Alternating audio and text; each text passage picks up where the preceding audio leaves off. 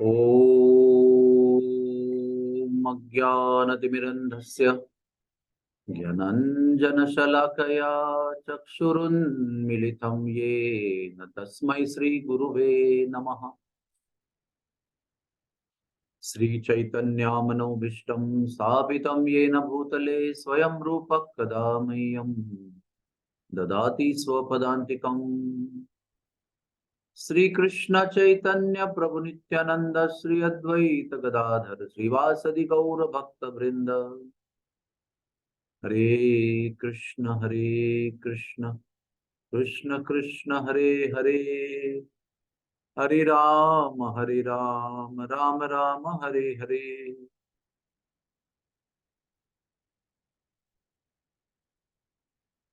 हरे कृष्णा। इस विश्व में जीवन जीते हुए ऐसी घटनाएं होती रहती है कि हमें बार बार ये प्रश्न पड़ता है कि क्यों अच्छे लोगों को बुरे अनुभव आते हैं। Why bad things happen to good people? और खास करके भक्त बनने के बाद में हम जप करते हैं, चार नियम का पालन करते हैं, पाप पूर्ण काम करना बंद कर देते हैं, और फिर जब दुख आते हैं तो हम बार बार सोचते हैं कि अरे हम अच्छे बन रहे हैं फिर भी दुख क्यों आ रहे हैं। बट सत्य ये है जो हमारे हमारे आचार्य हमें बताते हैं कि बुरी घटनाएं और बुरे अनुभव अच्छे लोगों के जीवन में भी आते हैं और बुरे पापी लोगों के जीवन में भी आते हैं। इसका मतलब ये हुआ कि good things happen to bad people, good things happen to good people, bad things happen to good people, and bad things happen to bad people also. और ये सभी चारों प्रकार की गतिविधियां जब होती है तो अधिकतर जो अनुभव होता है सबको वो बुरी घटनाओं का होता है। अधिकतर अच्छे और बुरे दोनों लोगों को आज नहीं तो कल और कभी ना कभी प्रायः प्राधान्य तरीके से, प्राधान्य रूप से, मेजॉरिटी ऑफ द टाइम्स सबको बुरा अनुभव आता है। और कोई भी व्यक्ति जब ये सुख आता है तो कुछ कहता नहीं है कि सुख क्यों आ रहा है, मैंने ऐसा क्या किया है जिसकी वजह से मुझे सुख आया है। हमने कुछ किया भी है या नहीं भी किया है, लेकिन सुख आने पर कोई कंप्लेंट नहीं करता है। लेकिन दुख आने पर क्यों कंप्लेंट करता है? हम लोग क्यों कंप्लेंट करते हैं? क्योंकि हम लोग इस भौतिक जगत में ना नियंत्रक बनने के लिए आए हैं। We have come here to control. हम चाहते हैं सारी घटनाएं जो है वो हमारे विचार के अनुकूल हो, जैसा हम चाहते हैं वैसा हो। तो जब वो नहीं होती है तो हमें बड़ी परेशानी होती है कि ऐसा क्यों हो रहा है। मैंने इतना परिश्रम किया, मैंने ये किया, मैंने वो किया, मैंने पाप छोड़ दिया, मैंने भगवान नाम जप करना शुरू किया, मैंने दीक्षा लिया, मैंने सत्संग किया, मैंने यात्रा की, फिर भी मेरे जीवन में क्यों कष्ट आ रहा है? क्यों मेरे मन के विरुद्ध यहाँ घटनाएं हो रही है? क्यों मुझे परेशान करने वाली घटनाएं हो रही है? तो ये सब जब विचार हम करते हैं, इसको कहते हैं मानसिक विद्रोह, यानी मन से हम अपना संघर्ष करते हैं। तो क्या होता है, हम भगवान का पोजीशन लेना चाहते हैं। और वो क्या पोजीशन है? भोक्ताराम यज्ञ तपसाम सर्वलोक महेश्वरम। वो सब चीज के नियंत्रक हैं। हम भी अपने अपने स्तर पर अपना अपना जीवन जो है वो नियंत्रित करना चाहते हैं कि ऐसा ही होना चाहिए, ऐसा क्यों नहीं होता है। और जिस समय हम वो नियंत्रक की धारणा त्याग देते हैं, उसी समय सुख का अनुभव शुरू होता है। इस विश्व में कभी भी प्रिय घटनाएं होने की जो हमारी इच्छा है वो कभी होगा नहीं उस तरह से। वो मुमकिन नहीं है, क्योंकि ये विश्व भगवान ने बनाया इसलिए है, दुखालयम अशाश्वतम। तो सर पटकने से, संघर्ष करने से, चिल्लाने से, झगड़ा करने से, अपना अपनी असंतुष्टि जोरदार तरीके से व्यक्त करने से स्थितियां बिल्कुल भी नहीं बदलने वाली। वो कभी भी बदलती नहीं है। लेकिन जिस समय हम भगवान के द्वारा भेजी गई घटनाओं के सामने सर झुकाते हैं, नम्रता से उन घटनाओं को स्वीकार करते हैं, भगवान की परिपूर्णता को जानते हैं, अनुभूति करते हैं, अनुभव करते हैं, और उस आधार पर छोड़ देते हैं, भगवान अभी आप, मेरी डोरी तेरे हाथ, मैंने मेरे जीवन की डोरी आपके हाथ में सौंप दी है, जैसे चलाना है, जिस रास्ते से लेके जाना है, अच्छा अनुभव देना है, बुरा अनुभव देना है, वो सब आप तय कीजिए, मैं आपके शरण आ गया हूँ। तो फिर क्या करते हैं भगवान, ये यथा माम प्रपद्यन्ते तांस तथैव भजाम्यहम्, मम वर्तमानो वर्तन्ते मनुष्य पार्थ सर्वशः। जैसे हम उनको अपने आप को सौंप देते हैं, वैसे वो अपना जीवन का जो कंट्रोल है अपने हाथ में लेते हैं। तो एक बार भगवान अपने हमारे जीवन का नियंत्रण उनके हाथ में लेते हैं, तो वो जीवन में केवल सुख ही सुख होता है, वो जीवन में केवल आनंद ही आनंद होता है।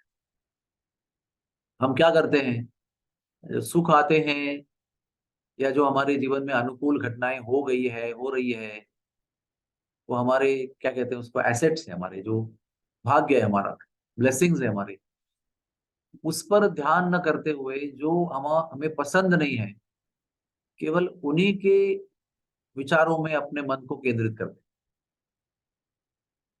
तो जब केवल अप्रिय, प्रतिकूल घटनाओं पर हमारा चिंतन होता है, तो क्या उम्मीद करते हैं, दुख के अलावा कुछ नहीं मिलेगा। और जब हमारे जीवन में प्राप्त हुए वरदानों के ऊपर हम चिंतन करते हैं, भगवान नाम पर चिंतन करते हैं, भगवान की दया पर चिंतन करते हैं, भगवत कथा सुनते हैं, तो दुख होते हुए भी दुखों का अनुभव नहीं होता है। बार बार आचार्य कहते हैं कि जीवन दुखों से भरा हुआ है, फिर भी भगवत लीला जो है वो आनंदमयी है। और जो व्यक्ति भगवत लीला में, श्रवण में, भगवत लीला के श्रवण में, कथा श्रवण में अपने समय को बिताता है, उस पर दुख का प्रभाव नहीं होता है। तो भगवान ने आनंद का मार्ग भी दे दिया है, जीवन का सत्य भी हमारे सामने प्रस्तुत किया है, लेकिन उसमें चुनना क्या है ये हमारे हाथ में। We have to make right choice. अगर हम केवल क्या कहते हैं, नेगेटिविटी के ऊपर ही अपना चिंतन करते रहेंगे, और जो पॉजिटिविटी, सकारात्मकता हमारे जीवन में है उस पर ध्यान नहीं करेंगे, केवल नकारात्मक जो घटनाएं हैं उन पर ही ध्यान करेंगे, तो नकारात्मक घटनाएं ही हमारे जीवन में आती रहेंगी। क्योंकि हर सुखी घटना में और हर दुखी घटना में भगवत प्राप्ति की योजना बनी रहती है। हर दुखी घटना में भी भगवान के साथ जुड़ने की योजना रहती है, भगवान के द्वारा बनाई रहती है। हम उसको वी मिस दैट, हम उसको चूक जाते हैं। तो जब हमारा मन निश्चय पूर्वक संकल्प करके सकारात्मक घटनाओं का ही, अनुभूतियों का ही विचार करेगा, तो सत्य तो बदलेगा नहीं, फिर भी अपने जीवन में आनंद आएगा। सत्य कभी भी बदलता नहीं है, कितना भी सर पटकेंगे, सत्य नहीं बदलता है, सत्य वैसे ही रहता है। फिर भी उतने सर पटकने को मजबूर करने वाली घटनाओं में भी अगर हम सकारात्मक वरदानों पर चिंतन करेंगे, तो निश्चित रूप से उन दुख भरी घटनाओं के बीच में भी हमें आनंद का अनुभव होगा, और वो आनंद का अनुभव हम सबका अधिकार है। We are the rightful owners of happiness. आनंद हमारा अधिकार है, आनंदमयोभ्यासात्। लेकिन चिंतन हमारा कहाँ है, वो तय करता है कि आनंद मिलेगा कि दुख मिलेगा। इसलिए बुरी सी बुरी घटनाओं में भी भगवान का चिंतन जारी रखिए, बुरे से बुरे दुखमय अनुभवों में भी भगवत कथा नित्य नेम से सुनिए। फिर किसी भी शक्ति, कोई भी शक्ति इस विश्व की आपको आनंद से दूर नहीं ले सकती, आपको आनंद से वंचित नहीं कर सकती। जो भगवत चिंतन, भगवत कथा चिंतन में रमा हुआ है, उसे विश्व की कोई भी ताकत आनंद के अनुभव से दूर नहीं ले जा सकती। इसलिए आइए, अगर हमारा मन स्वभाव था, हाँ, जैसे होता है ना फ्लाई, जिसको मक्खी कहते हैं, वो कितना भी कुछ भी हुआ तो भी गंदगी पे जाके ही बैठेगी। और एक होता है फ्लाई की जगह पर बटरफ्लाई, मधुमक्खी। वो कहीं भी कुछ भी होगा, किसी भी रंग का फूल होगा, फिर भी उसका मधु ही स्वीकार करता है और चला जाता है। उस तरह से हमको होना चाहिए। तय करना है कि फ्लाई बनना है कि बटरफ्लाई बनना है। ये हमारे जीवन का दिशा तय करेगा। और बटरफ्लाई बनने का पूरा मौका हमें प्राप्त है और आनंद हमें पसंद है, तो क्यों हम फ्लाई बने, क्यों ना हम बटरफ्लाई बने। प्रयत्न पूर्वक, संकल्प पूर्वक, निश्चय पूर्वक बटरफ्लाई बने, मधुमक्खी बने, मधु की याचना करें, मधु की कामना करें। मधु मिलेगा, आनंद का मधु जो है वो प्राप्त होगा। हरे कृष्ण कृष्ण कृष्ण हरे हरे, हरे राम राम राम हरे हरे। बहुत बहुत धन्यवाद, थैंक यू वेरी मच। कोई किसी का प्रश्न है तो आप पूछ सकते हैं।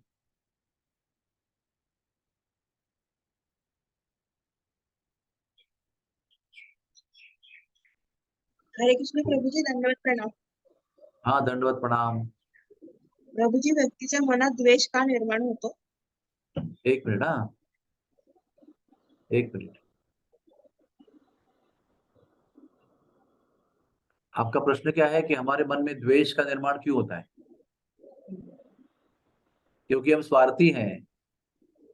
हम स्वार्थी भावना से अपने ही सुख का विचार करते रहते हैं, और जो हमें अपने कर्मों के द्वारा नहीं प्राप्त होता है तो हमको लगता है दूसरे को क्यों मिल रहा है, मुझे क्यों नहीं मिल रहा है। यही भावना उसके पीछे है। और द्वेष जो है ना, वो ये कंपटीशन में आता है। मुझे कितना, आपको कितना, मुझे क्यों नहीं, आपको क्यों। ये द्वेष की जड़ है। और उससे मुक्त कैसे होना है कि मेरे कर्म जो है वो मुझे मिलेगा, आपके कर्म जो है आपको मिलेगा। आपको, आपके साथ मेरी तुलना करने से आपको जो मिल रहा है वो मुझे नहीं मिलने वाला। फॉर एग्जाम्पल, अगर हम कोई, समझो कोई एक स्त्री जिसके बाल छोटे हैं और वो दूसरे लंबे बाल वाले स्त्री को देखती है और द्वेष करती है, तो वो छोटे बाल वाली स्त्री के बाल लंबे नहीं हो जाते। कहने का तात्पर्य क्या है? द्वेष करने से स्थिति बदलती नहीं है। जो हमारे भाग्य में है वही हमको मिलता है। और हमारे भाग्य में भी दो प्रकार की चीजें होती हैं। एक अच्छी चीजें होती है सबके लिए, और एक बुरी चीजें होती है जो हमको पसंद नहीं है। तो हमको स्वीकार करना चाहिए, क्योंकि द्वेष जो है वो किसी भी स्थिति में मनुष्य की उन्नति नहीं कर सकता। द्वेष की भावना से आज किसी का भी कल्याण नहीं हुआ है, आज तक के इतिहास में। ना आज हो रहा है, ना इतिहास में हुआ था। इसलिए द्वेष करना ये सबसे बड़ा घाटे का सौदा है। इसलिए हमारे पास जो है उस पर खुश रहना चाहिए। जो नहीं है वो भाग्य में नहीं था, इसलिए छोड़ देना चाहिए, क्योंकि मिलता वही है जो भाग्य में होता है। द्वेष करने से जो भाग्य में नहीं है वो प्राप्त नहीं होता है। ठीक है। हरे थैंक यू। और किसी का कोई प्रश्न है? कृष्णा प्रभु जी, यस, कोंकणी से बात कर सकती है क्या मैं? कौन बोल रहे हैं? रश्मि भट्ट, कोंकणी से बात कर रहे सकते हैं क्या? हाँ, कोंकणी से बात करो, मैं इसको हिंदी में अनुवाद करूंगा।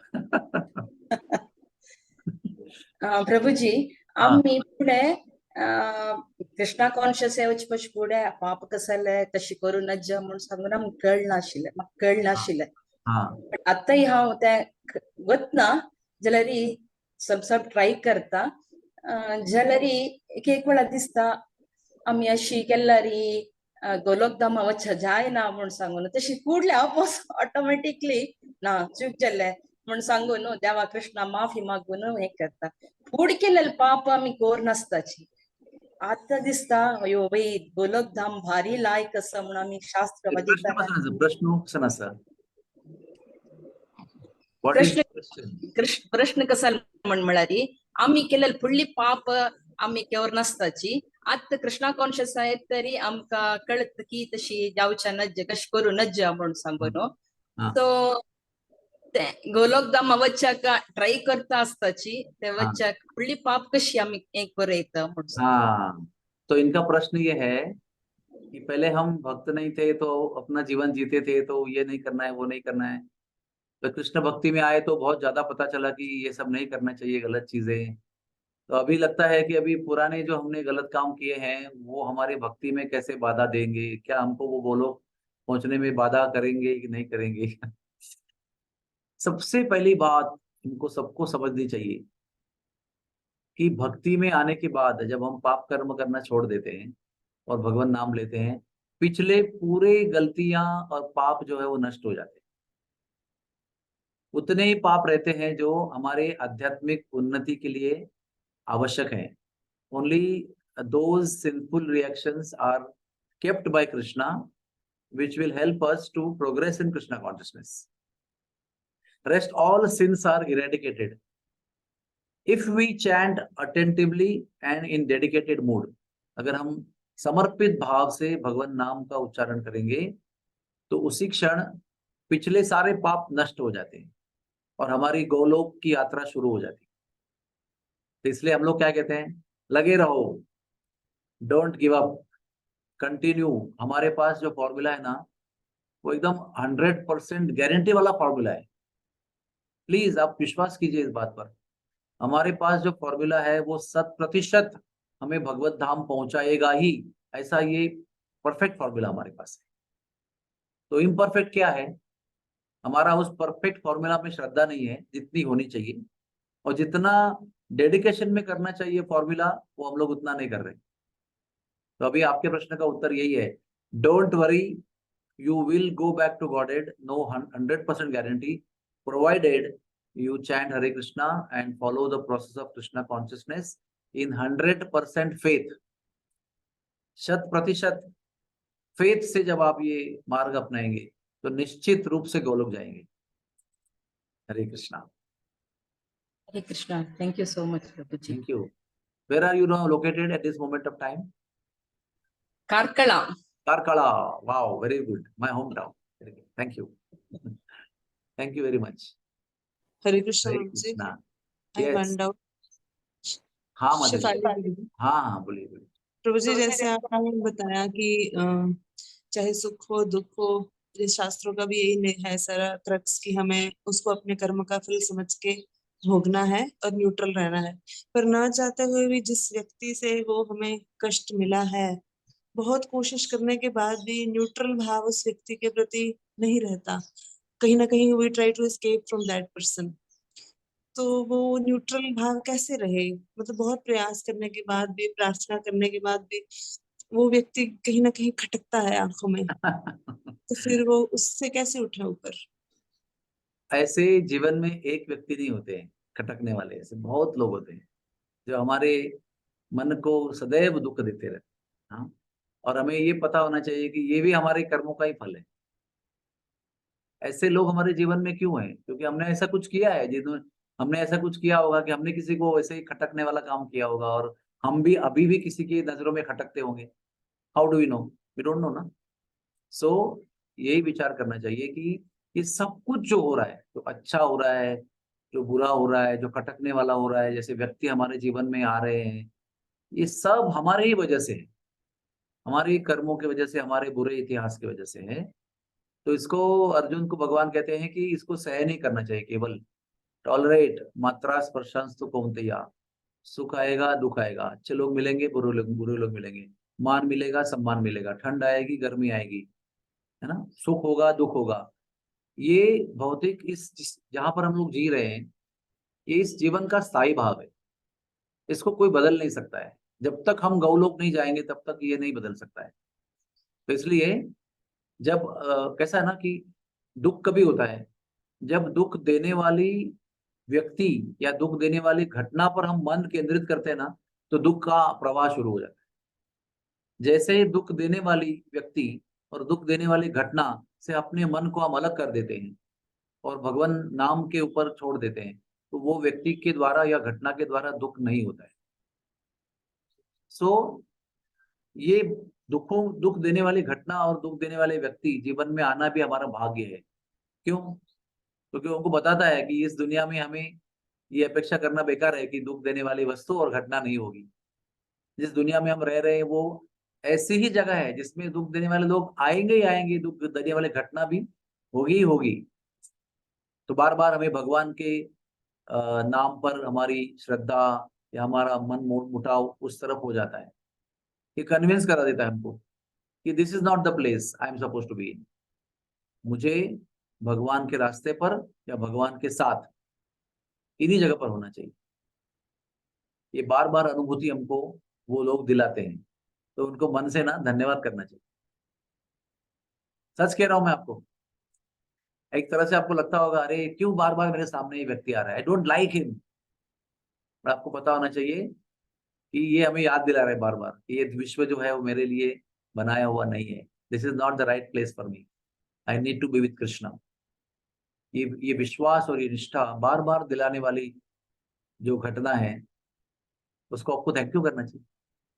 तो पहले गुस्सा आता है, उसके बाद साक्षात्कार जब होते हैं, साधना करते हैं, तो कुछ दिन बाद में मन में विचार आता है थैंक यू वेरी मच, इन्होंने हमको भगवत धाम की जाने के लिए प्रेरणा दी है, अपने जो भी कुछ करते हैं उसकी वजह से।